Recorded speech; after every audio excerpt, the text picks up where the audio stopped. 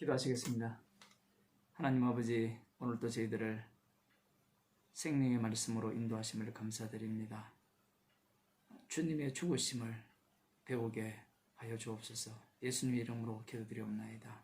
아멘. 하나님 말씀 마태복음 5장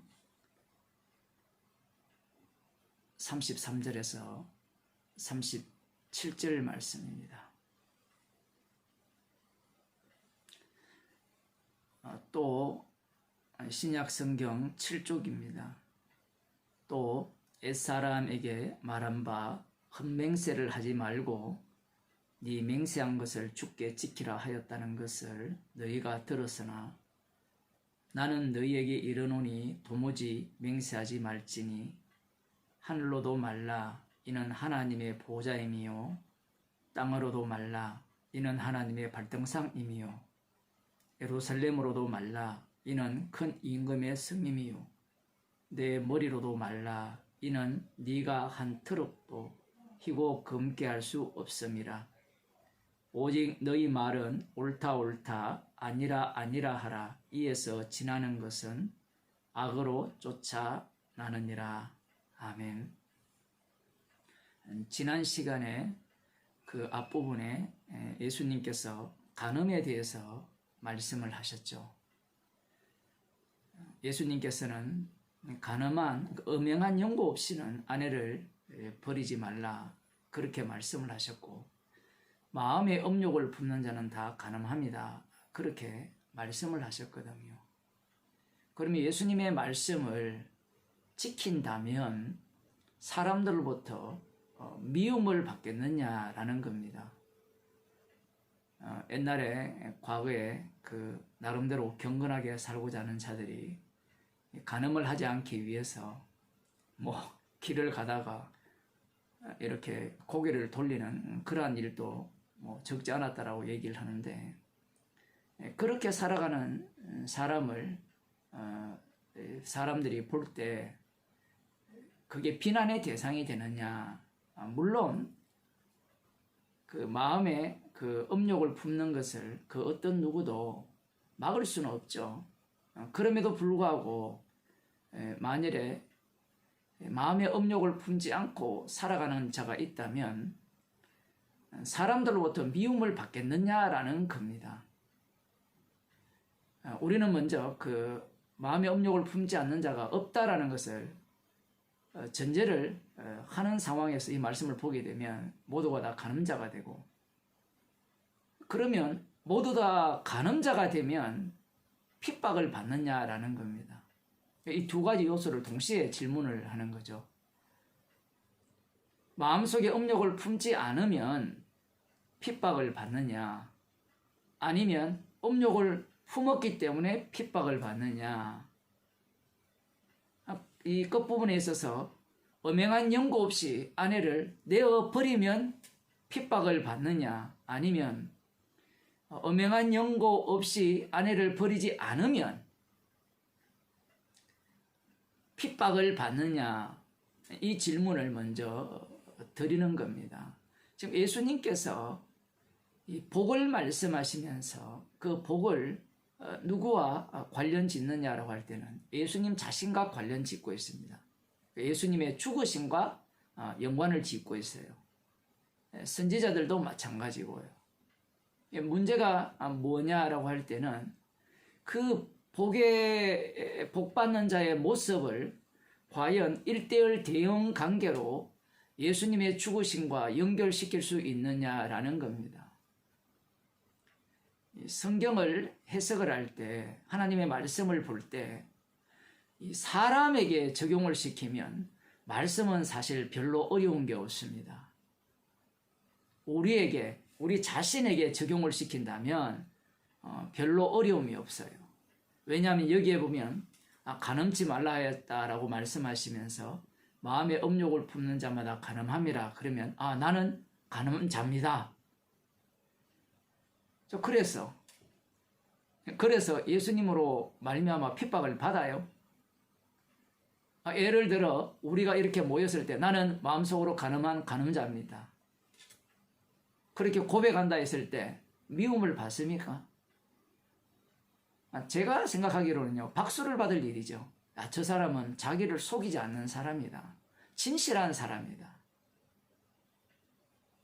이러한 칭찬을 받지 않겠어요? 만일에 어떤 사람이 나는 마음속으로도 음욕을 품지 않습니다 라고 하는 사람이 있다면, 우리들이야 우리 꼬라지를 십자가 앞에서 알기 때문에 그게 거짓말이라고 이렇게 다 알고 있지만, 그리스도의 영이 임하지 아니하면요, 자기를 볼 수가 없어요. 기껏해야 자기가 보는 그 거울이라고 할 때는 자기 자신이거든요. 자기가 갖고 있는 기준이기 때문에 얼마든지 그러한 주장을 할 수 있거든요. 흔히 이런 사람을 뭐라고 하는가 하면 해탈했다고 하죠. 해탈한 사람이잖아요. 마음속으로 음욕을 품지 않는다는 것은.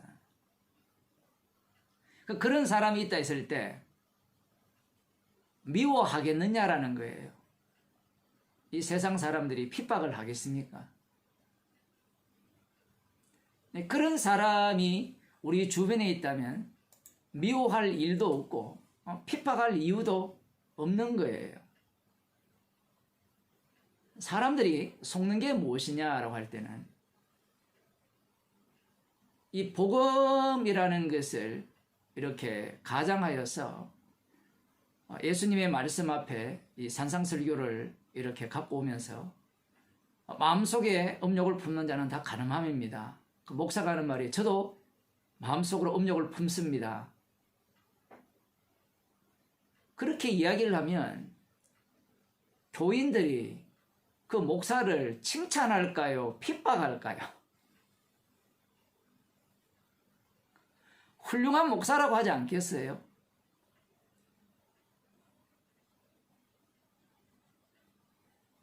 예수님께서 하시는 말씀은 나로 인하여 너희를 욕하고 핍박하고 너희를 거스려 악한 말을 할 때는 복이 있다라고 하셨거든요. 그 인간의 행위가 예수님과 어떻게 연관되어지는가가 지금 오늘 본문 말씀의 핵심이거든요. 이 산상설교의 핵심이에요. 그런데 이 연결고리가 매끄럽지 않다라는 겁니다.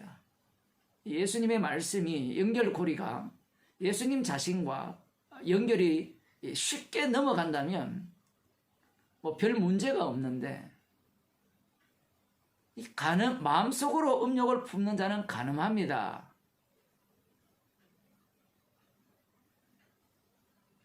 그러면 사람들이 이런 이야기를 할 수 있잖아요.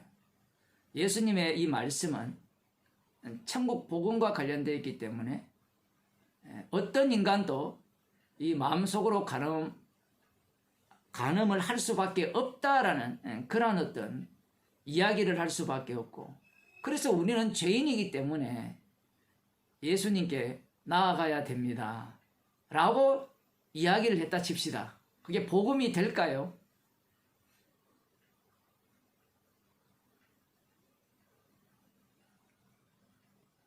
이런 정도는 그 인간들이 갖고 있는 그 나름대로 양심이라는 게 있잖아요.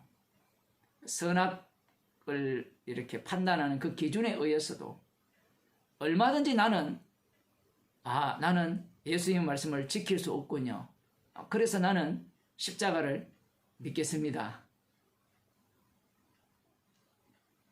이런 식으로 나아간다면 그게 과연 주님이 주신 구원이냐라는 겁니다.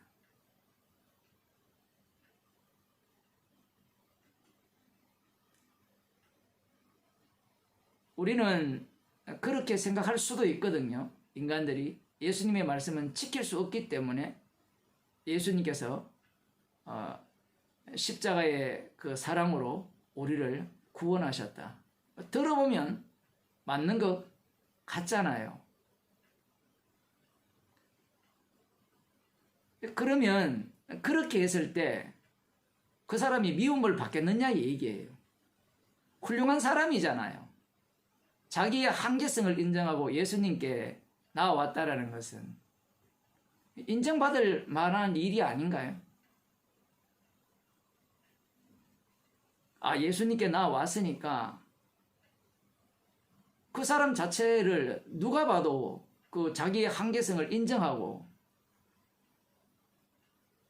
말씀 앞에 나는 죄인입니다 라고 하는 그런 태도를 보이고 있잖아요.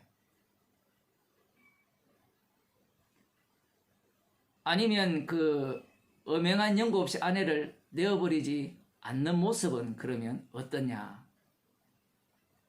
이건 칭찬받을 일이잖아요. 지금 이 말씀이 같이 되어 있잖아요. 그러면 엄행한 연고 없이 아내를 안 내어버린 자는 천국 갑니까? 칭찬받을 일이잖아요. 예수님의 말씀대로 살았기 때문에. 지금 우리들이 오해하지 말아야 되는 것은 이미 예수님의 말씀을 듣는 자들은 유대인들입니다. 율법의 세계 속에 살고 있는 사람들이에요. 그것을 계속해서 제가 말씀을 드리는데, 그 예수님의 말씀에 의해서 가늠한 그 엄행한 연고 외의 아내를 버리는 자는 저로 가늠하게 합니다 라고 하니까 그렇게 안 하면 되잖아요. 그렇게 안 하는 것과 예수님의 이름으로 핍박을 받는 것과 연결이 되느냐 이 얘기입니다.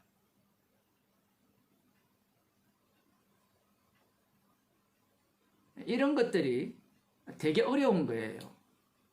문제가 뭔가 하면 이 말씀 자체를 구원받는 루트로 보기 때문에 문제가 되는 거예요. 오히려 예수님의 이 말씀을 통하여서 인간들은 새로운 구원받는 방법을 찾아내겠죠. 마음속으로 간음했으니까 우리는 예수님을 믿어야 됩니다라는 그 구원 욕망. 나는 엄명한 연고 없이 아내를 내어버린 적이 없기 때문에, 내가 아내를 내어버렸더라도 저 여자가 엄행했기 때문에 버렸으니까 나는 정당하다는 이것도 이 말씀을 자기 일을 위한 말씀으로 해석하는 이 모습. 이렇게 하든 저렇게 하든 예수님의 말씀 자체를 자기와 연관 짓는다는 것이 문제가 돼요. 이 말씀 자체가 우리들에게 주시는 말씀이잖아요. 십자가의 피로 우리가 구원을 받았다 했을 때 산상설교는 우리에게는 필요 없네요 라고 이렇게 주장할 사람이 있다면 그건 말씀 자체를 자기 구원용으로 보는 방금 그런 해석법과 다르지 않는 겁니다. 이 말씀을 묵상을 하게 되면 우리의 그 가장 깊은 자리, 그 악마의 종으로서 우리가 무엇을 추구하고 있는가가 이 말씀을 통해서 드러날 수밖에 없는 겁니다. 우리는 이 말씀을 보면서 어떻게 하든 구원을 받고자 하는 거예요. 이 말씀을 듣는 이 유대인들, 하나님 나라를 기다리고 있는 그들의 입장에서 예수님의 말씀은 귀에 속속 들어오는 말씀입니다. 한계성이 있다면 예수님을 믿어버리면 돼요. 마음속에 음욕을 품는 자가 간음합니다 했으니까 예수님을 따라가면 돼요. 그게 인간에게는 뭐가 어렵느냐 했지만요, 인간은 자기가 구원받고자 하면 못할 짓이 없습니다. 자기 목숨도 내어놓거든요. 뒷부분에 나오는 것도 마찬가지입니다. 그런데 이렇게 살아가는 자가 왜 핍박을 받느냐라고 할 때는 이 말씀을 우리 육적으로 해석하는 자체가 예수님을 살해하는 원인이 돼요. 말씀을 듣고 이 말씀대로 이렇게 할 수 없으니까, 아니면 뒷부분은 할 수 있는 내용이잖아요.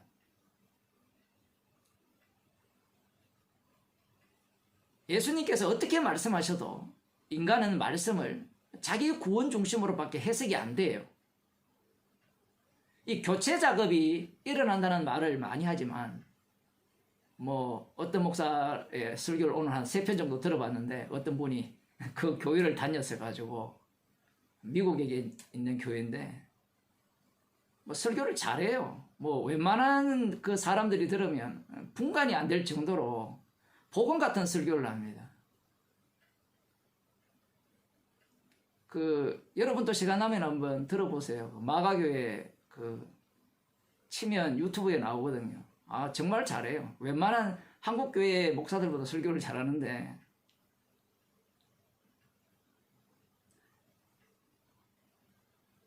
뭐 굉장히 복음적인 설교가 이루어지는 것 같은데, 뭐 십자가도 이야기하고, 그 말씀으로 우리를 쪼개셔가지고 주님과 하나 된다는까지도 이야기를 하는데, 그 마지막 자리에 누가 가 있느냐라고 할 때는 내가 가 있다라는 거예요. 내가. 사람이 가 있다라는 겁니다. 지금 예수님께서 이 말씀을 하시는 그 대상들은 메시아를 기다리면서 나의 구원과 내 소망을 담아서 지금 예수님의 말씀을 듣고 있는 자들이거든요. 그러면 예수님은 그들의 필요를 채워주는 예수님이 되어야 됩니다. 그러면 예수님의 모든 말씀들은 어떤 말씀으로 다 재해석이 되느냐라고 할 때는 내가 원하는 바를 들어주시는 말씀으로 그들은 얼마든지 해석해낼 수 있다는 거예요. 십자가조차도 마찬가지입니다.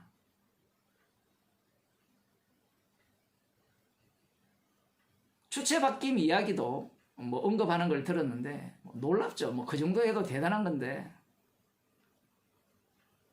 그런 어떤 바뀜이 일어난다고 할 때는 마지막에는 십자가로 결론이 나와야 되거든요. 그러면 십자가로 결론이 나온다는 것은 지금 이 말씀을 들으면서 위로를 받고자 하고 이 말씀을 들으면서 구원을 얻고자 하는 그러한 당신들은 마귀 새끼라는 겁니다. 지옥 가도 마땅하다라는 거예요.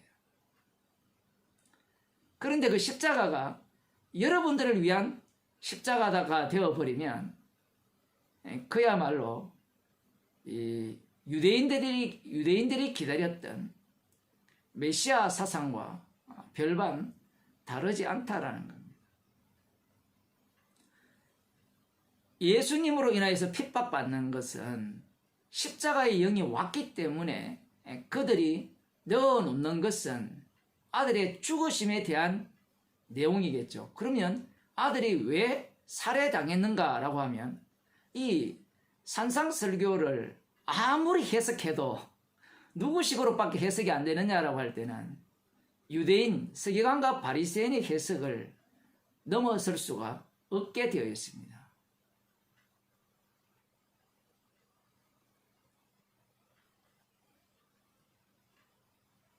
예수님께서 하시는 말씀은 구원 얻는 방법을 제시하는 게 아니에요. 너희들은 나를 죽였고 그 나의 죽음이 너희들의 죄를 용서해서 용서받은 자는 긍휼히 여길 자들이죠. 그 긍휼히 여길 자들을 만들어서 주님의 증인으로 사용하겠다는 거고 그와 함께 동시에 이 말씀을 주신 이유는 너희들이 죽인 나 자신 예수님이죠. 예수님이 심판주 되셔서 지옥 보낼 자는 지옥 보내시겠다는 내용입니다.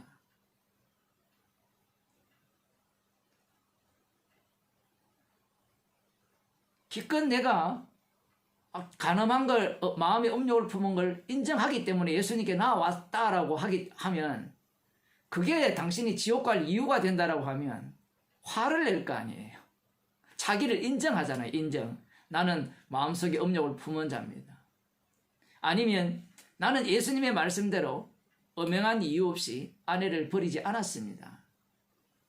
제가 아내를 버릴 때는 엄명했기 때문에 버렸습니다.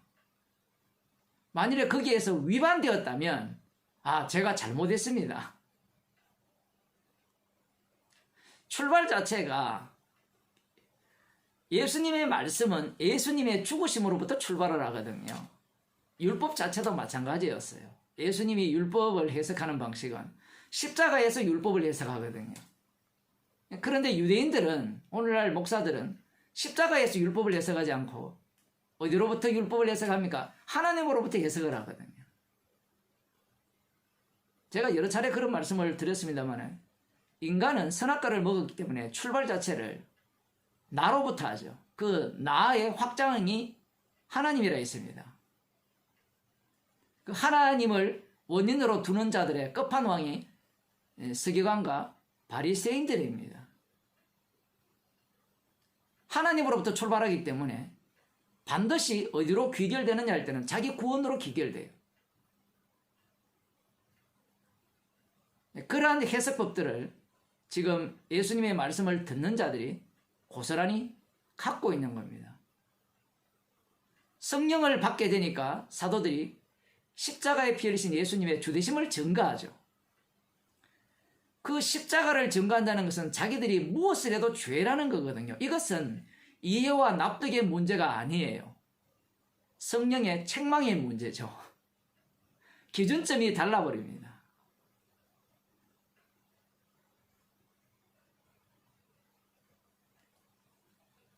그 다음 이제 오늘 하시는 말씀은 또 옛사람에게 말한 바 헛맹세를 하지 말고 내 맹세한 것을 주께 지키라 했다는 것을 너희가 들었으나, 이 구약 율법에 하나님께서는 맹세한 것은 반드시 지키라고 하시고요, 헛맹세를 하지 말라고 합니다. 레위기 19장 13절 12절을 한번 봅시다.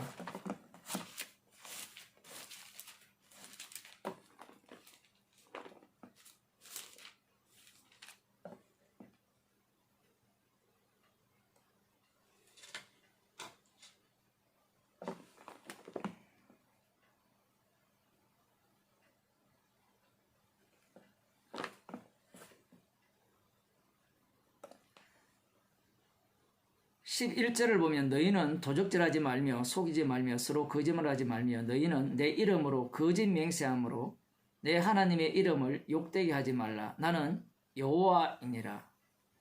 하나님의 이름으로 거짓 맹세를 하지 말라는 거예요. 구약은 그림자거든요. 하나님께서는 이스라엘 백성들에게 거짓 맹세를 하지 말라는 겁니다. 그리고 맹세한 것은 반드시 지키라고 하세요.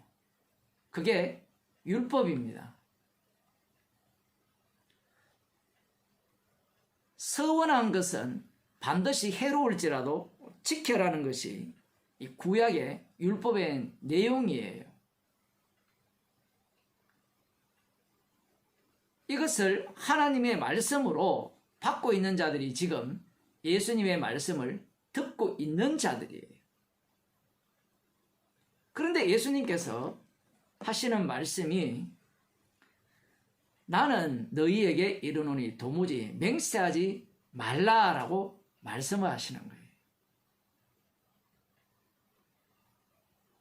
지금 이 말씀을 듣는 상대가 여러 계층이 있지만 이 말씀과 관련지어서 우리가 생각할 수 있는 대상들은 서기관과 바리새인들입니다.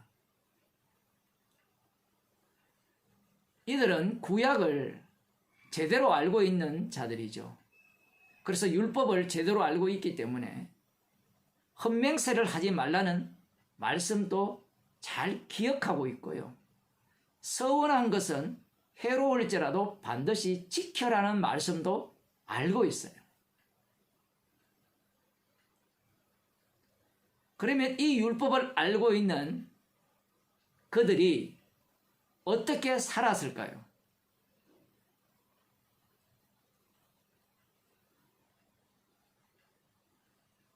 만일에 여러분들이 이 율법을 알고 있다면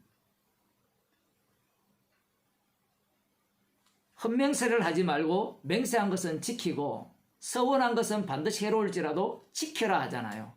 그러면 자기 조상들은 이 율법을 어겼단 말입니다. 헛맹세도 하고 서원한 것은 지키지도 않았다 라고 할 때 그 과거 역사를 바탕으로 하여서 이 율법을 연구하여서 하나님의 말씀대로 살려고 하는 그들은 어떻게 살았겠습니까? 간단하게 먼저 예를 들면 사도 바울이 율법의 의로는 흠이 없다 했잖아요. 그러면 이 맹세에 관한 부분도 사도 바울이 율법대로 살았다라는 얘기거든요. 부자 청년도 마찬가지고요. 바리새인과 서기관들 수준이 보통이 아닙니다.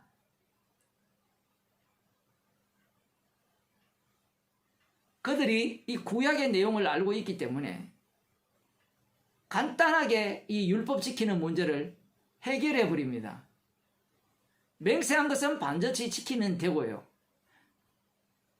지킬 그 능력이 없다 싶으면 맹세 안 하면 돼요.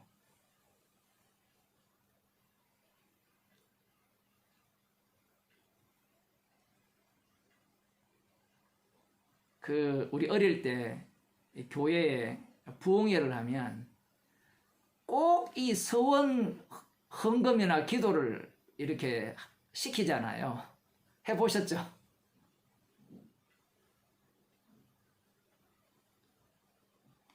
믿음이 얼마나 좋은지. 돈도 없으면서 뭐 촌동네에 돈이 있겠어요. 보면 사람들이 그 1년 농사 지어봤자 뭐 기껏해야 뭐 몇백만 원. 거의 뭐 1년 농사 그 액수가 되는 걸 서원하잖아요. 믿음이 얼마나 좋은지. 주실 줄로 믿습니다 하고 하는데, 머리가 빨리 돌아가는 사람은 불가능한 것을 서원 안 하죠. 그런데 분위기가 그렇게 만들어지면 이 자존심 싸움이 걸렸기 때문에, 저 집사도 저만큼 했는데, 저 권사도 저만큼 했는데, 저 장로도 그만큼 했는데, 아예 부흥 그 목사가 유도를 하는 겁니다.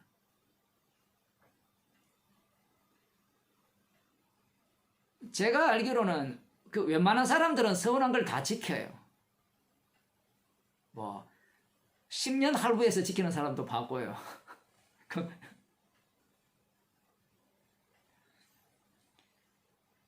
사람들이 이 예수님 당시에 이 유대인들, 그 서기관과 바리새인들이 헌명세를 하지 말라는 말씀을 하나님 말씀으로 받잖아요. 말씀으로 받았을 때 이들은 간단합니다. 헌명세 안 하면 돼요. 그 당시에 이들이 헌명세를 안 한 자들이에요. 말씀대로 살아가는 자들입니다. 그런데 예수님께서는 율법을 이 변개해버리죠. 옛사람에게 말한 바라는 말은 누가 말씀하셨어요? 시내산에서 여호와 하나님께서 모세를 통하여 말씀하셨죠.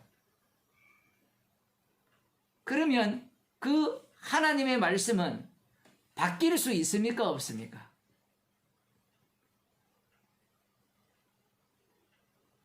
바뀔 수 없죠.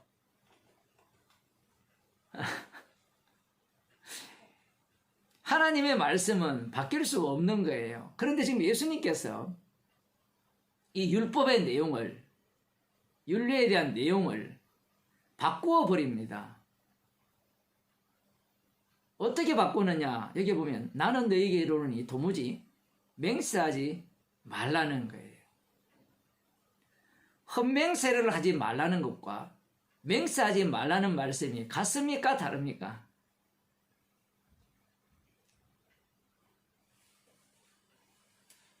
우리들이야 이 부분을 갖고 헛맹세를 하지 말라는 말씀 속에 맹세하지는 말라는 말씀이 들어있다라고 뭐 해석할 여지는 있죠. 그런데 하나님의 율법을 그렇게 마음대로 바꿀 수는 없는 겁니다. 헛맹세를 하지 말라는 것은 그 바탕에는 맹세한 것을 주께 지키라는 내용이 나오잖아요. 그러면 지키면 되잖아요.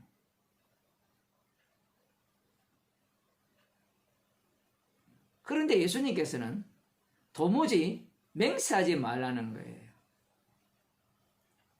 이 말씀은 율법의 의미가 어떠한가를 지금 예수님께서 밝히는 내용입니다. 율법 자체가 뭐 간음의 문제도 마찬가지지만 모든 것들은 인간의 죄를 죄로 드러내게 하기 위한 율법이죠. 죄로 드러났다고 해서 구원받는 건 아닙니다. 그 죄로 드러나는 그 모양이 어떠한 모양을 띠게 되느냐라고 할 때는 이 나름대로 말씀을 지킨 자들은 예수님을 살해해버리죠.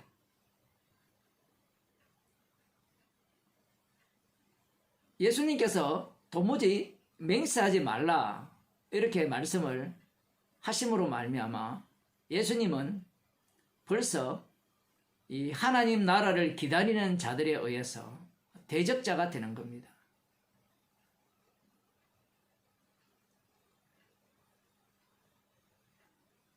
헛맹세를 하지 말고 맹세한 것을 지켜야 하는 것이 여호와 하나님을 경외하는 모습이잖아요.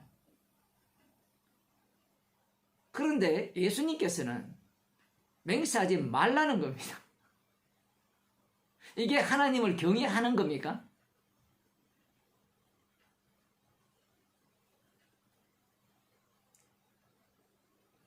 예수님은 율법이라는 것이 자기 자신에게, 예수님 자신에게 주신 말씀임을 알고 있어요. 인간은 그 말씀을 지킬 능력이 없다는 것을 알고 계십니다. 문제는 예수님의 말씀을 듣는 자들이죠. 듣는 자들이 헛맹세를 하지 말고 맹세한 것을 지키라. 그 말씀을 지금 철석같이 믿고 있는 자들에게 맹세하지 말라고 해버릴 때 헛맹세를 하지 않고 맹세한 것을 지킨 예수님을 알기 전 사도 바울은, 사도가 아니었죠. 그 사울은 어떤 행동으로 그 모습을 보입니까? 어떻게 행동합니까? 예수 믿는 자를 핍박하고 죽이죠.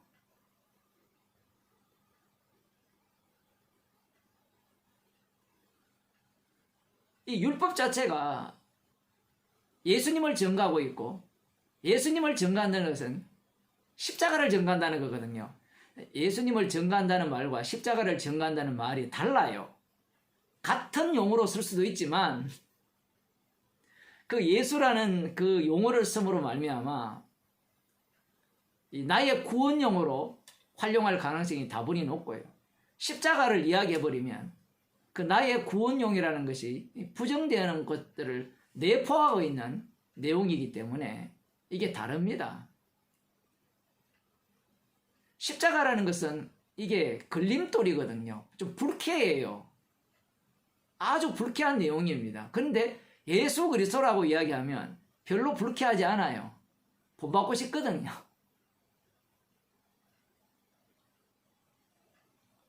이 그리스도의 형상까지 자라가라 라는 말을 사람들이 어떻게 생각합니까?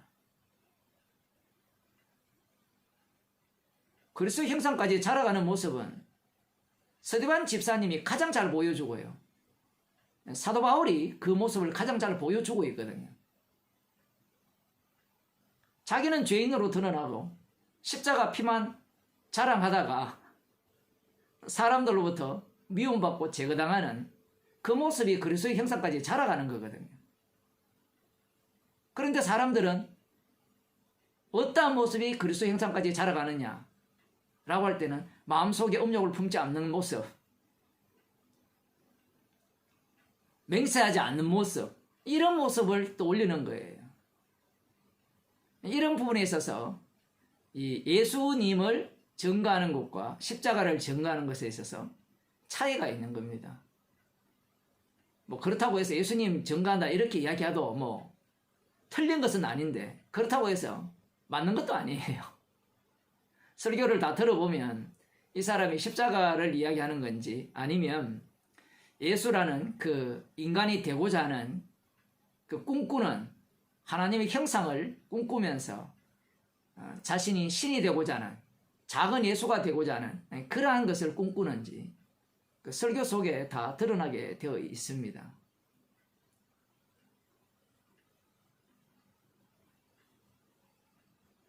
예수님의 말씀은 이렇습니다. 너희가 도무지 맹세하지 말라. 하늘로도 말라. 이는 하나님의 보좌이요.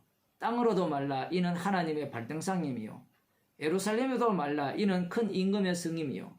내 머리로도 말라. 이는 네가 한 트럭도 희고 금게 할 수 없음이라.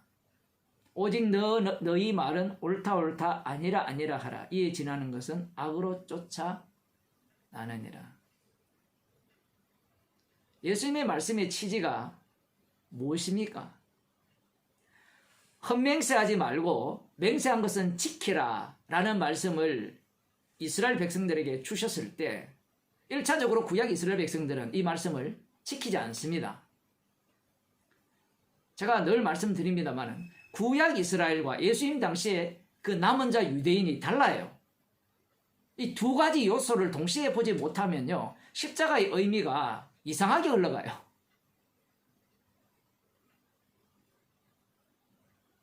구약 이스라엘 백성들은 헛맹세를 했고 맹세한 것을 안 지켰습니다. 그러한 경험이 있기 때문에 예수님 당시에 이 남은 자 유대인들이죠, 하나님 나라에 참여할 자들, 그들은 어떤 삶을 살았느냐라고 할 때는 헛맹세는 하지 않고 맹세한 것은 지켰다라는 거거든요. 구약 이스라엘 백성을 통해서는 무엇을 보여주느냐라고 할 때는 말씀을 지킬 능력이 없다라는 겁니다. 그러면 예수님 당시에 이스라엘 백성들은, 남은 자 유대인들은 어떤 모습을 보여주느냐라고 할 때는 말씀을 지킬 능력이 있다라는 얘기예요. 지금 이 당시에 그 서기관과 바리새인들을 보면, 근데 그것이 무엇이 문제냐라고 할 때는 지금 하나님께서 모세를 통해서 율법을 주신 이유는 십자가 지신 주님을 증거하기 위한 율법이거든요. 그런데 그들은 이 율법을 자기 자신들이 다 지켜낼 수 있다라고 생각을 하는 거예요. 그 내용 중에 하나가 이 맹세에 관한 이야기입니다. 맹세에 관한 이야기를 통해서 이들은 헛맹세를 하지 않고 지켜낸다라는 겁니다. 그러니까 율법의 의로는 흠이 없다라는 거예요. 우리는 먼저 부정적으로 맹세한 것은 우리가 지킬 수 없지 않습니까? 라는 이야기도 할 수 있잖아요. 그거는 구약이고요. 구약 이스라엘 백성들이 그러했다라고 볼 수 있고요. 그런데 지금 예수님 당시의 유대인들, 사도 바울이 빌립보 3장에서 말하고 있잖아요. 내가 율법의 의로는 흠이 없다 했을 때는 이 맹세 부분은 헛맹세는 하지 않고 맹세한 것은 지키는 겁니다. 그래서 하나님을 향한 열심이 얼마나 대단합니까? 뭐 맹세는 안 나오지만 저 예수 이단은 내가 가장 앞장서서 제거하겠다라는,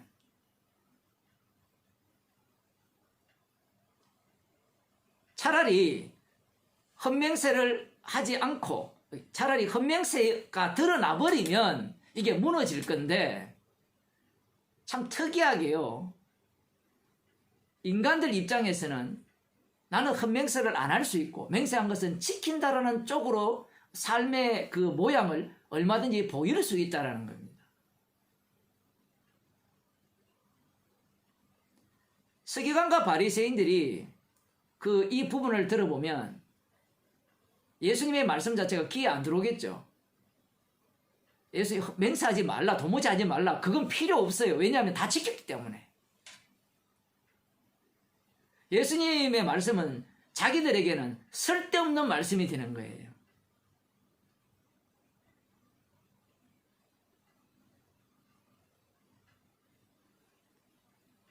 아니, 목사님, 그 서기관과 바리새인들 수준을 너무 높게 안 봅니까? 높게 봐야 돼요. 예수님과 맞짱을 뜰 수 있는 그들이기 때문에 그들의 의의가 인간에게서 나올 수 있는 가장 높은 의의입니다. 그들의 의의의 바탕이 율법이거든요. 그런데 지금 예수님께서 하시는 말씀이 어떤 내용을 담고 있어요? 이 세상에도 그런 사람들이 있잖아요. 내가 계획대로 다 되었다. 뭐 100%는 아니더라도 90%는 다 되었다. 뭐 그렇게 말하는 사람도 있잖아요. 지금 예수님이 하시는 말씀이 어떤 의미입니까? 세상은 땅은 하나님의 발등상이고 그 하늘은 하나님의 보좌고 예루살렘은 큰 임금의 성이고 머리는 한터럭도 희고 검게 할 수 없고 다 주님이 주관하십니다. 그러니 네가 맹세해도 그 이루게 하시는 분은 주님입니다. 하나님입니다. 지금 그 얘기를 하시는 거예요. 그 얘기가 맞는 것 같잖아요. 인간이 아무리 맹세를 하더라도 하나님께서 그 맹세한 것을 지키지 못할 상황을 주시면 맹세를 못 지키게 되죠. 그 얘기하는 것 같잖아요. 그죠?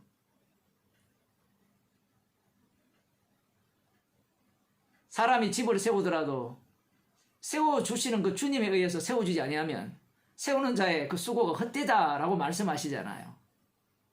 꼭 그런 이야기를 하는 것 같잖아요. 주님이 다 하시니까, 하나님이 다 하시니까 너희들은 맹세하지 말라.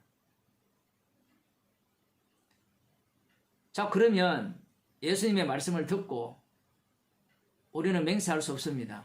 우리는 그렇다 하고 아니라 합니다. 그 맹세한다라는 말은 확신을 자기가 갖고 있다라는 거거든요. 내가 이걸 했으니까 내가 반드시 이루어내겠습니다 라는 것은 원인과 결과 그 과정 모두를 자기가 소유하고 있다라는 건데, 자, 그것을 버리고 우리가 흔히 개혁주의에서 말하는 하나님의 주권 사상으로 이 말씀을 보게 되면, 자, 하나님의 주권에 의해서 모든 것이 되어지기 때문에 우리가 할 수 있는 것은 맹세하는 일이 아니라 그렇다는 것은 그렇다고 아니라는 것은 아니라 합시다.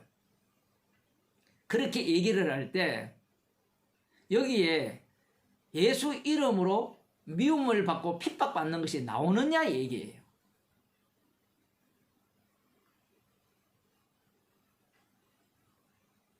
일반 신이잖아요. 신.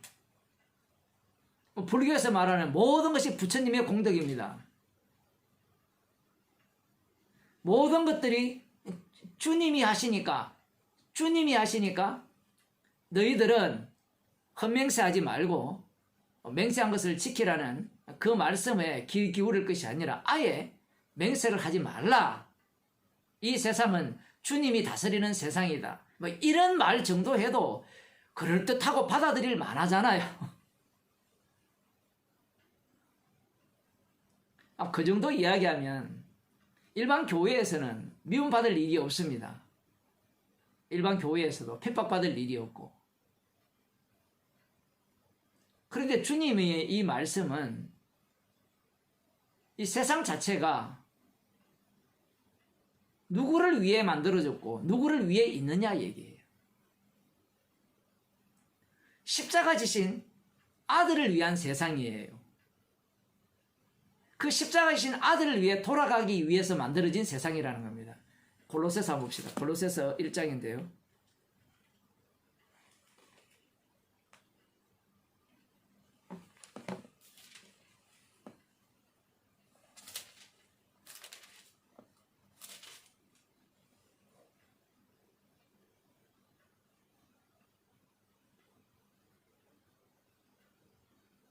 그가 우리를 흑암의 13절 그가 우리를 흑암의 권세에서 건져내서 그의 사랑의 아들의 나라로 옮기셨으니 그 아들 안에서 우리가 구속 곧 죄사함을 입었도다.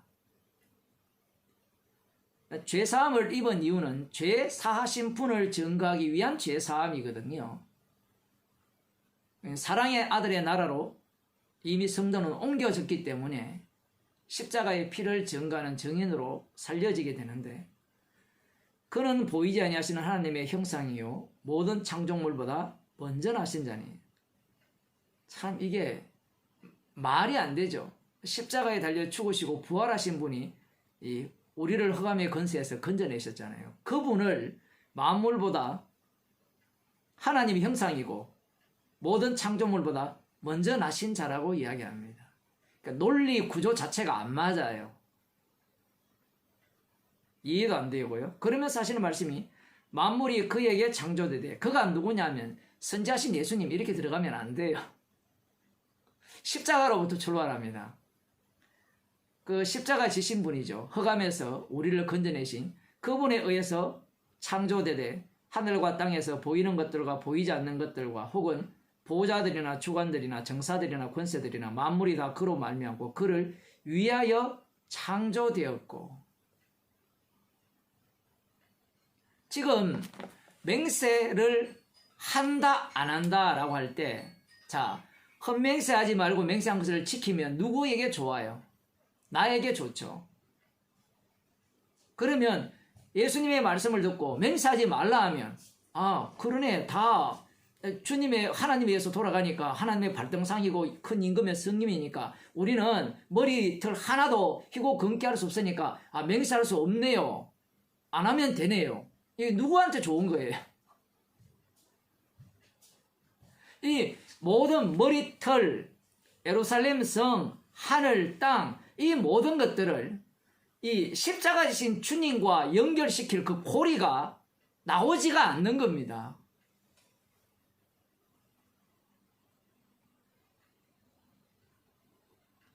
지금 예수님께서는 맹세라는 이 용어를 갖고 구약에서 그렇게 주신 이유가 뭐 간음도 마찬가지지만 신랑 되신 예수님 자신을 소개하기 위한 말씀으로 지금 간음을 말씀하셨고, 이 맹세라는 부분도 영원한 언약, 아버지가 맹세하여 세우신 그 자신과 자기보다 큰 분이 없기, 큰 자가 없기 때문에 자신을 향하여 맹세하여 세우신 그 언약을 말씀하기 위한 맹세가 되거든요. 이 세상 모든 만물이 거기에 포함되어 있다라는 겁니다. 지금 예수님의 말씀은.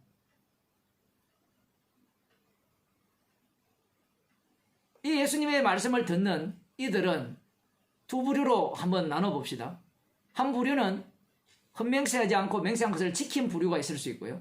다른 한 부류는 못 지킨 자들도 있을 거 아니에요.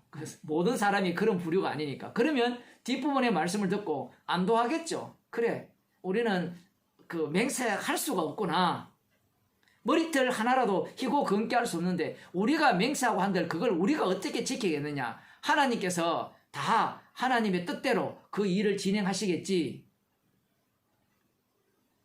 이 정도까지는 얼마든지 생각해낼 수 있다라는 얘기입니다.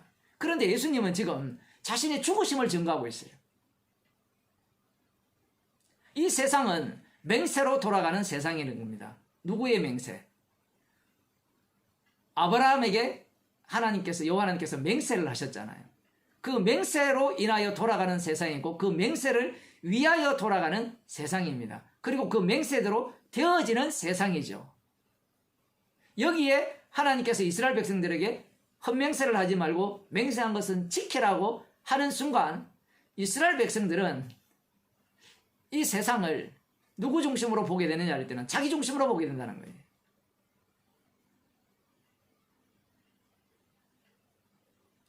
율법 자체가 인간의 죄를 드러내기 위한 율법입니다. 이 죄 아래 가두기 위한 율법이에요. 이런 어떤 논리 구조 자체가 그 이성을 갖고 있는 우리들에게는 받아들이기 어려운 이야기죠.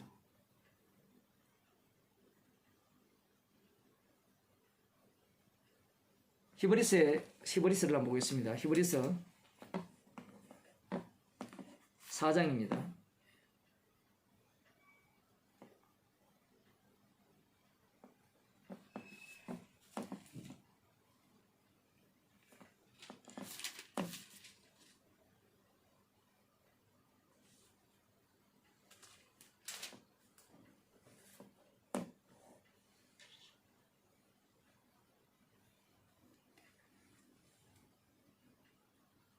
히브리서 6장 13절에 보면 하나님이 아브라함에게 약속하실 때 가르쳐 맹세할 자가 자기보다 더 큰 이가 없으므로 자기를 가리켜 맹세하여 가라사대 내가 반드시 너를 복주고 복주며 너를 번성케 하고 번성케 하리라 하셨더니 저가 이같이 오래 참아 약속을 받아내니라.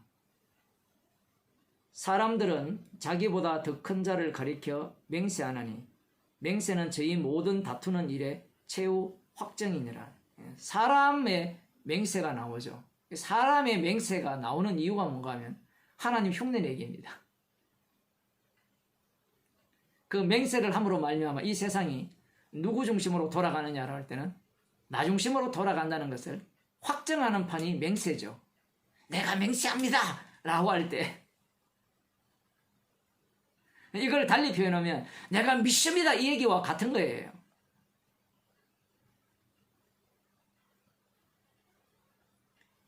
믿음은 하나님의 맹세가 들어가 있지만 인간이 믿는 믿음은 내가 믿는 그 생각이죠. 내가 믿는 생각. 신념이라고 표현할 수 있는데 결국은 이 하나님의 맹세는 십자가 진 주님 중심으로 이렇게 되어진 맹세라면 인간의 맹세는 그 십자가이신 주님과 한판 붙기 위한 자기 중심의 세계를 만들어가는 맹세가 되는 겁니다. 그래서 지금 주님께서 그 7장을 봅시다. 7장. 또 예수께서 제사장 된 것은 맹세 없이 된 것이 아니니 저희는 맹세 없이 제사장이 되었으되 오직 예수는 자기에게 말씀하신 자로 말미암아 맹세로 되신 것이라. 아버지께서 이 아들과 맹세하신 거죠. 아들을 두고 맹세하신 건데 주께서 맹세하시고 뉘우치지 아니하시리니 네가 영원히 제사장이라 하셨도다. 아들로 영원한 제사장을 세우시는 그 맹세, 이게 세상을 만드신 목적입니다.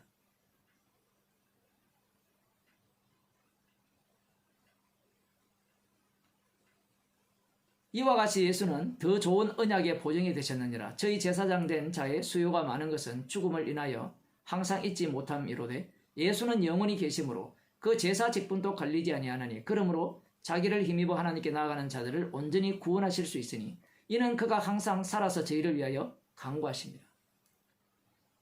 이와 달리 인간의 맹세가 여기에 개입되면 예수님의 간구가 필요가 없어지죠. 헛맹세를 안 하든지 맹세한 것은 지켜내든지 아니면 예수님의 말씀대로 아예 맹세를 안 해버리는 거예요. 맹세 안 하면 구원 받습니까?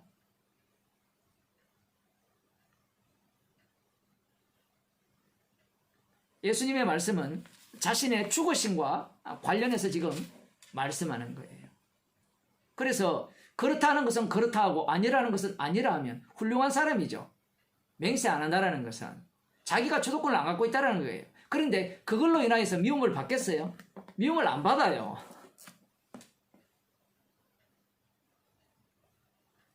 그렇다는 것은 그렇다고 아니라는 것은 아니라라는 말씀의 의미는 이 세상 자체가 십자가 지신 주님을 전가하기 위한 세상이라는 이야기입니다.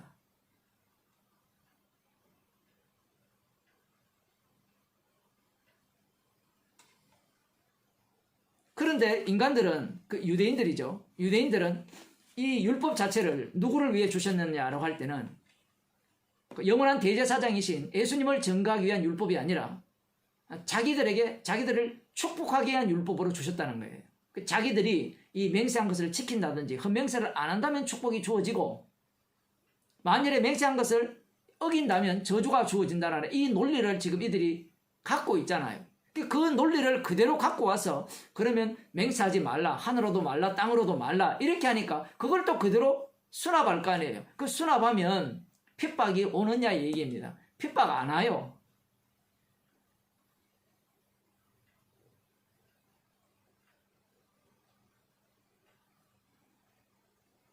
오히려 이 말씀을 통하여서 이 세상 자체가 골로새서 1장 21절에 나오는 말씀처럼 이 죽임당한 그 아들, 죽었다가 부활하신 그 아들을 증거하기 위한 세상으로 말을 하기 때문에 미움을 받는 거예요.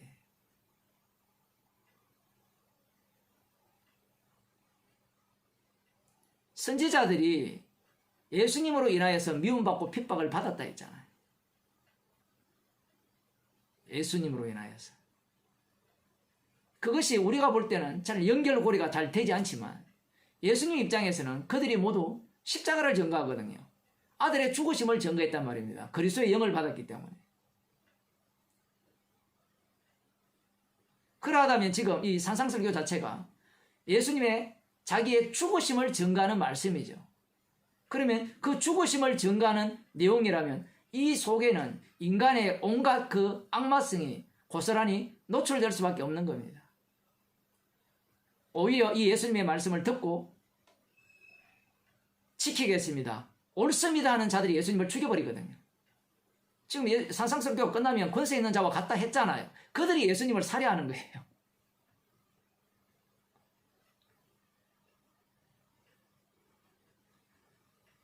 성령을 받지 아니하면 이 십자가와 연결시킬 수가 없는 겁니다. 항상 연결되는 고리가 뭔가 하면 나예요. 나. 지금 전국 각지에서 예수님의 말씀을 들으려고 몰려온 이들이 누구에게 관심이 있어요? 뭐 표면적으로는 메시아에게 관심이 있지만 궁극적으로는 자기 자신의 구원에 관심이 있잖아요. 힘들고 어려운 세상에서 위로해 줄 분이 누구냐라고 할 때는 자신들이 기다리던 메시아잖아요. 그 메시아 보면 하나님 나라를 이 시온 산성에 이루어낼 것이기 때문에 거기에 대한 기대가 얼마나 높겠습니까? 그러니 이들은 예수님의 말씀을 들을 때 십자가 앞에서 죄인 되는 것은 꿈에도 상상하지 못하고 어떻게 하면 그 메시아 왕국에 들어갈 수 있는가를 상상하고 있잖아요.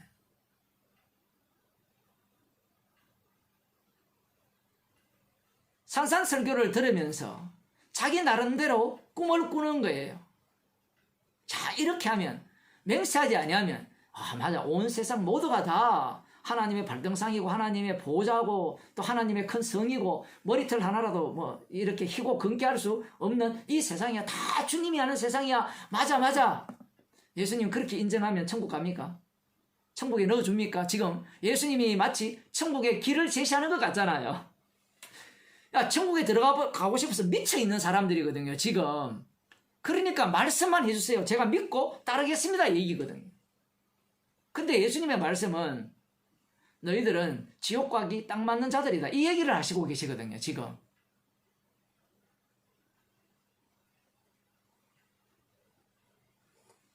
예수님은 영이고 이들은 육이잖아요.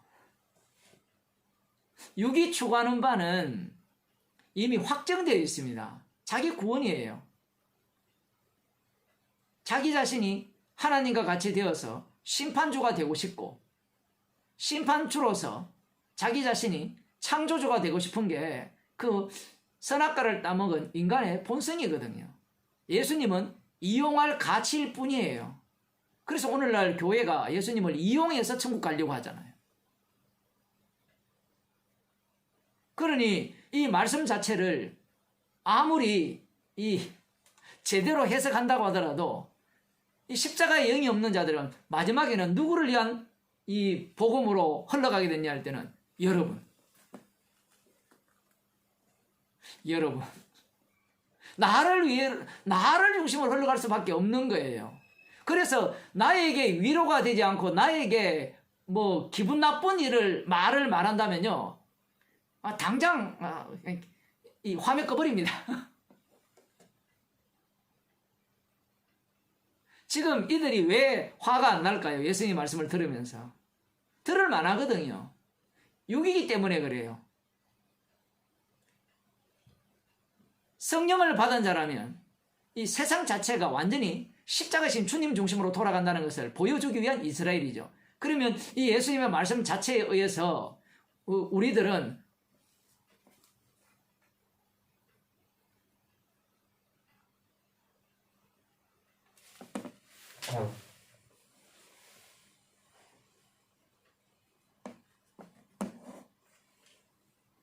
왜 주님을 살해할 수밖에 없는가? 우리는 자나깨나 나밖에 생각을 못해요.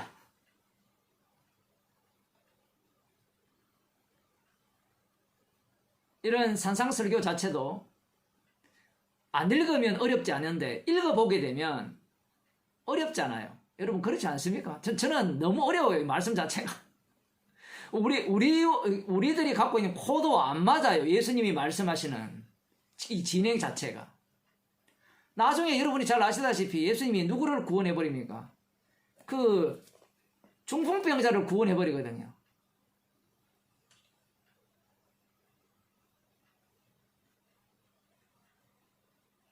우리들이 생각하는 그 구원의 요건이 아니에요.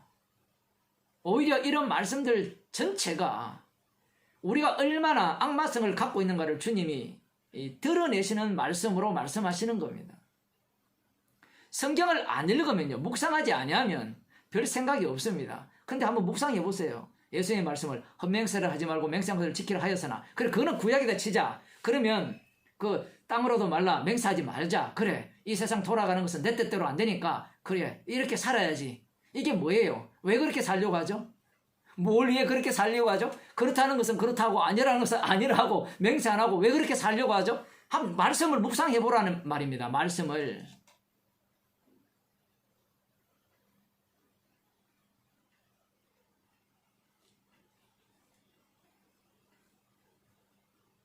나를 위한 것밖에 없어요. 인간 자체가. 그러니 예수님께 나온 그들과 다를 바 없는 거예요. 지금도 주님께서 조금 전에 히브리서 7장을 읽었지만 영원한 대제사장으로 우리를 위해 간구하시지 않는다면 우리는 그 용서하심 속에 들어갈 수가 없는 겁니다. 주님의 기도로 우리는 그 십자가 사랑 안에 거하게 되어졌고, 또 이런 말씀들을 대하면서 십자가와 만나는 거예요. 산상설교를 읽었으면 좀 그 글대로 좀 설교를 하면 얼마나 좋아요. 마음속에 업욕을 품지 마세요, 여러분. 엄행한 연고 없이 아내를 버리지 마세요. 이렇게 하는 게 편하잖아요, 그죠? 근데 대놓고 그게 지옥 가는 이유입니다. 옳다고 오는 거 옳다고 아니라는 것은 아니라 이에 지나는 것은 악으로 쫓아난다 했으니까 그래. 그에 지나는 것은 악으로 쫓아나니까 그렇죠. 주님이 다 하시겠죠. 그게 지옥 갈 이유가 되는 거예요. 인간은 자기 구원 받기 위해서 예수님의 말씀을 대할 뿐이에요.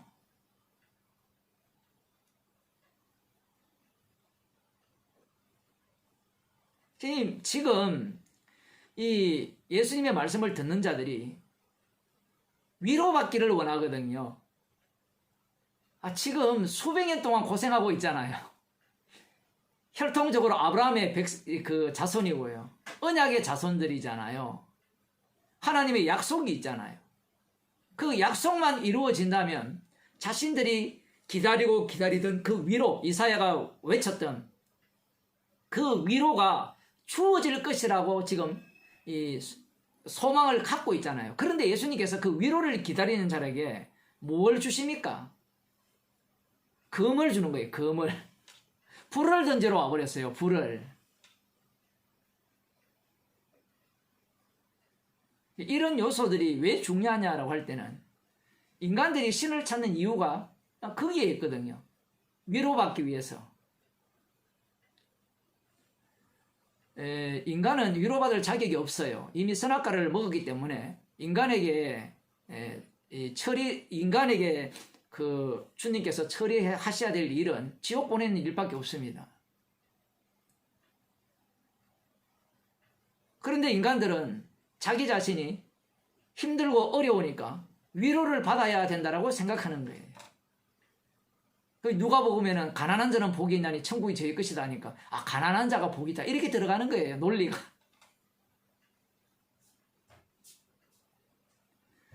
이 가난한 자는 주님께서 자신의 피로 만드세요. 성령이 오셔야 가난한 자가 돼요. 애통하는 자도 마찬가지입니다. 성령이 오셔야 애통하는 자가 돼요. 그럼 애통해서 도대체 뭘 이야기하고자 하느냐 할 때는 피를 자랑하는 거예요. 피를. 나는 세상을 살면서 사기도 많이 당하고 억울한 일을 많이 당했으니까 이 애통하는 자의 이 주님이시니까 저를 찾아오셨습니까? 또 보세요. 나를 못 잊어요.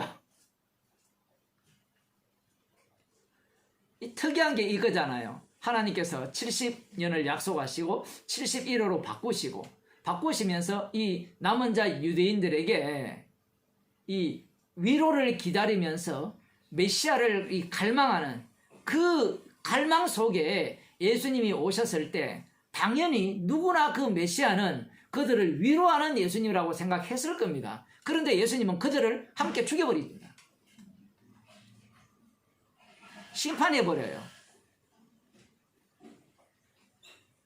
여기에서 한 가지 더 중요한 사실은 함께 죽여서 살렸지 않습니까? 라고 할 때 그 살렸을 때 그들이 예상한 하나님 나라가 아니었다라는 사실이에요.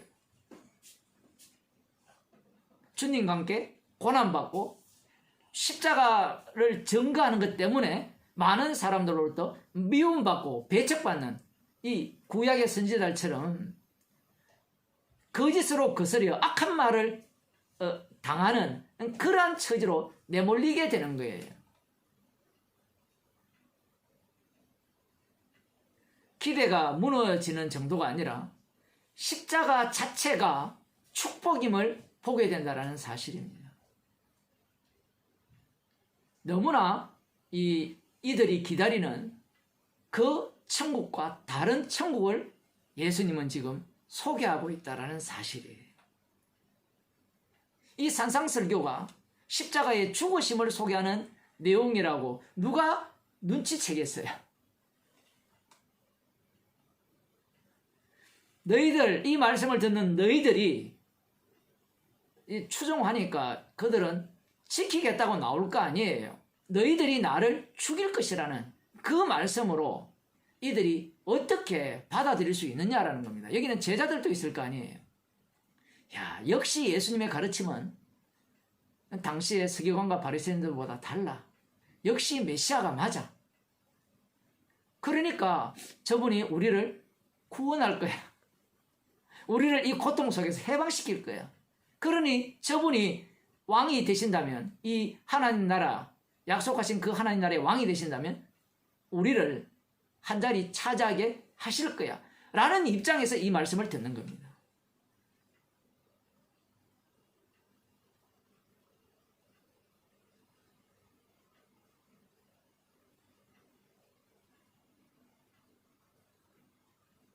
구약에 보면 인간들의 흠맹세가 여러 번 나오거든요. 그러한 어떤 흠맹세들을 이들이 다 기억하고 있기 때문에 맹세를 함부로 남발하지 않습니다. 조금 반복되는 이야기지만 그래서 예수님의 말씀에 그 서기관과 바리새인들은 콧방귀를 낄 수밖에 없고요. 그 외의 사람들은 자기들이 벗어날 길을 주었으니까 신나는 말씀으로 들을 수밖에 없는 겁니다. 그 다음 조금만 더 봅시다. 또 눈은 눈으로 이는 이로 갚으라 하였다는 것을 너희가 들었으나 나는 너희에게 이르노니 악한 자를 대적지 말라. 누구든지 내 오른뺨을 치거든 왼편도 돌려대며 또 너를 송사하여 속옷을 가지고자 하는 자에게 그옷까지도 가지게 하며 또 누구든지 너로 억지로 우리를 가게 하거든 그 사람과 심리를 동행하고 네게 구하는 자에게 주며 네게 꾸고자 하는 자에게 거절하지 말라. 이렇게 사는 사람이 있어요, 없어요? 있잖아요. 제가 알기로는 미국에도 있고 한국에도 있는 걸로 알고 있는데 테레사 수녀가 한 이 정도 안 됩니까?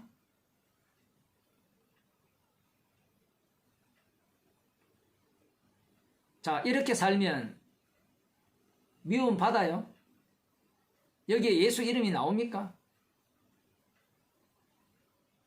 뭔가 나로 인하여 너희를 미워하고 핍박하고 그러면 예수님께서 이 말씀을 하셨기 때문에 예수님의 말씀대로 악을 악으로 갚지 말라.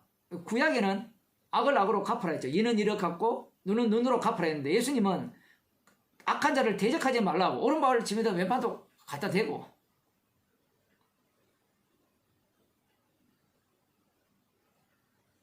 속옷을 달라면 겉옷까지도 주고 이게 미움받을 이유입니까? 만일 이렇게 사는 사람이 있다면 이렇게 사는 목사가 있으면 칭찬받을 일 아니에요?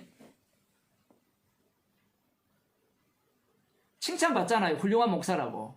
아마 목사가 이렇게 삶을 살면요 사람들이 모여요. 야, 저 목사님은 진짜 예수님의 말씀대로 살고 예수님의 그 그리스도의 형상을 닮은 사람이네요 라고 할 거예요. 이렇게 살면요, 예수 안 믿는 사람들도 칭찬해요. 그렇지 않습니까, 여러분? 우리 장로님이 만약에 이렇게 사신다면 학교에 계신 분들이 다 칭찬 안 하겠어요? 물론 뭐 조롱은 하겠지만, 아유 바보처럼 그걸 왜 그래야 하겠지만, 야 진짜 복음을 알더니만 진짜 예수 믿는 사람 같아.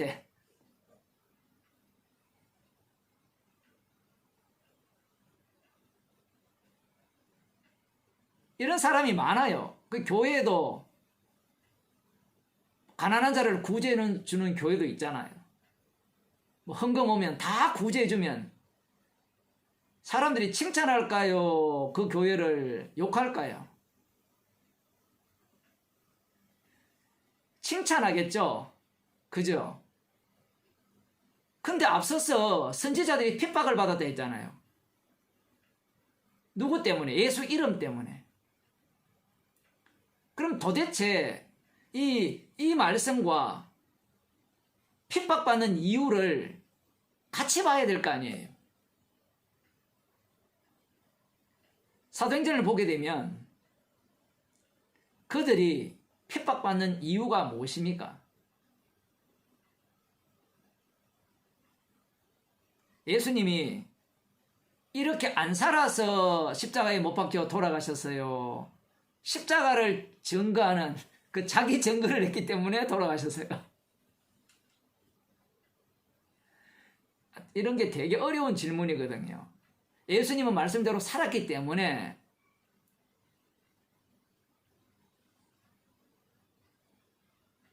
이렇게 사셨기 때문에 미움 받았어요?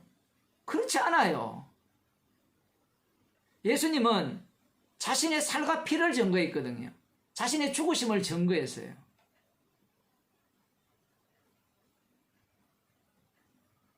예수님이 이런 식으로 사셨다면 사람들이 다 존경하죠. 훌륭하다고. 그래서 사람들이 세계 4대 성인이라 칭송을 하잖아요.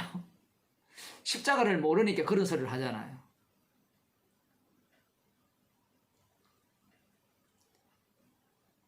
이 내막은 아까 맹세도 마찬가지지만 예수님께서 자기 목숨을 대속물로 내어주는 이야기입니다. 인간들에게는 이러한 행위를 하게 되면 칭찬을 받지만 예수님께서 자기 몸을 대속물로 내어주면요, 미움받아요. 왜 미움받을까요? 내가 무슨 그렇게 죽을 죄를 지었길래 하나님의 아들이 죽어야 되느냐 얘기예요. 더 나아가서 그 아들의 죽으심을 증거하기 위한 세상이라고 해버리면 이거 화가 나죠. 이거 화가. 십자가 피를 증거하기 위한 세상이라고 하면 사람들이 분노를 내요. 그렇게 되면 다 죄인이 돼야 되거든요.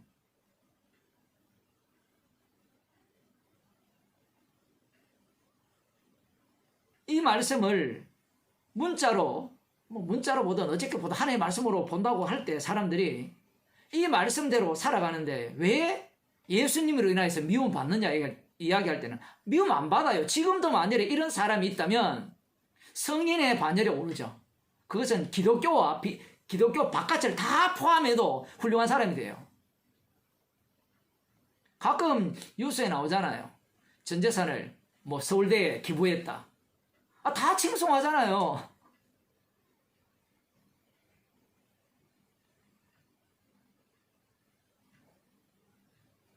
만일에 그걸 기부하고 복음을 아는 사람이라면 이걸로 천국 가는 게 아니라 십자가의 피로 천국 갑니다. 내가 한 일은 지옥 갈 이유밖에 없습니다. 이렇게 이야기하면 이제 기부한 것 때문에 미움받는 게 아니라 기부라는 그 매개를 통하여서 십자가를 증거해버렸기 때문에 저 사람 미쳤다라고 이야기하겠죠.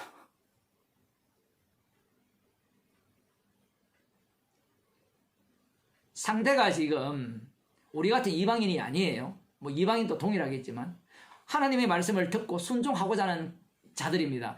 그들에게 예수님의 이 말씀은 정말 박수칠 말씀이죠. 야, 진짜 사랑을 제대로 드러내는구나. 하나님의 사랑이니까 저렇게 살면 되는구나. 그렇게 생각을 할 때 앞뒤가 안 맞잖아요. 앞뒤가. 출발 요한복음 마태복음 5장 출발 자체와 지금 이렇게 충돌이 일어나게 돼 있거든요. 그러니까 이것도 모르고 예수님께서 이렇게 말씀하셨으니까 우리가 이렇게 해야 됩니다.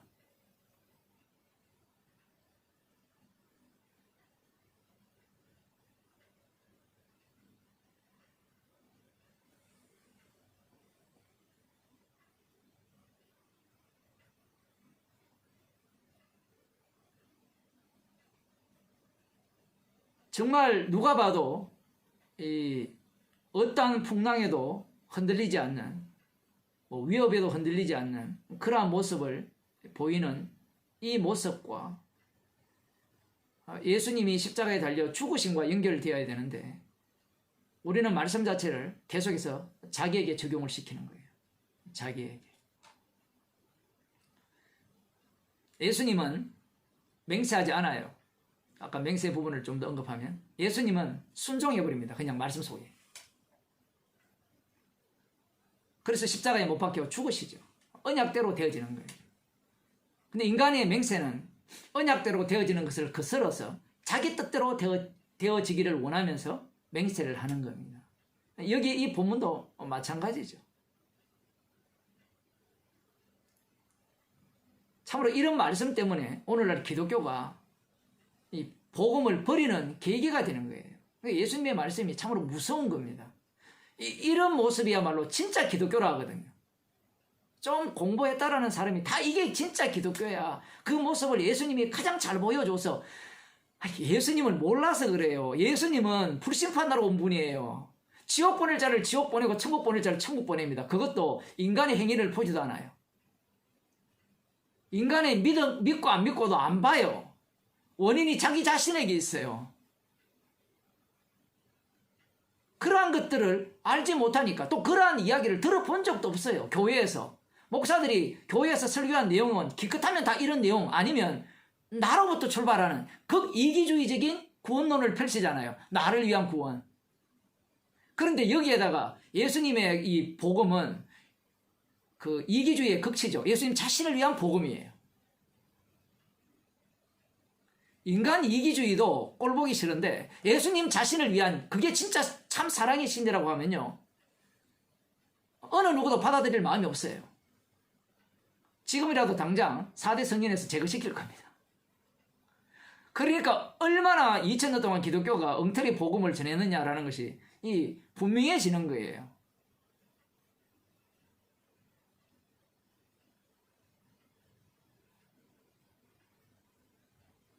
목사님, 그러면 이렇게 살면 안 됩니까?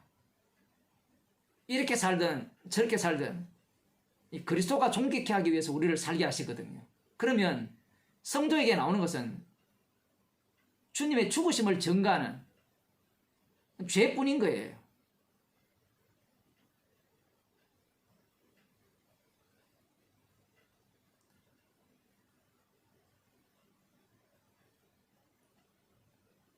예수님께서 자기 목숨을 대속물로 내어주신 지금 그 사랑을 전가하는 겁니다. 이 사랑도 자기 백성에게만 해당되는 것이지 자기 백성 아닌 자에게는 이 사랑이 해당 사항이 없는 겁니다. 그래서 말씀이 이 양날의 검이죠. 한쪽은 지옥 보내고 한쪽은 천국 보내는 말씀으로 우리에게 다가오는 거예요. 긍휼을 입지 못한 자들은 결국은 나 중심으로 이 말씀을 해석하게 되고 결국은 행위를 보게 되겠죠. 그러나 긍휼을 입은 자들은 십자가에서 출발해서 이 말씀을 대하게 되는 겁니다. 그러니 이 말씀이 나와 관련이 없느냐 할 때는 관련이 있어요. 주님이 성도를 이러한 삶으로 몰아넣어요. 몰아넣으면 주님의 일이잖아요. 십자가를 전가하는 삶을 살게 되는 겁니다. 기도하겠습니다. 하나님 아버지,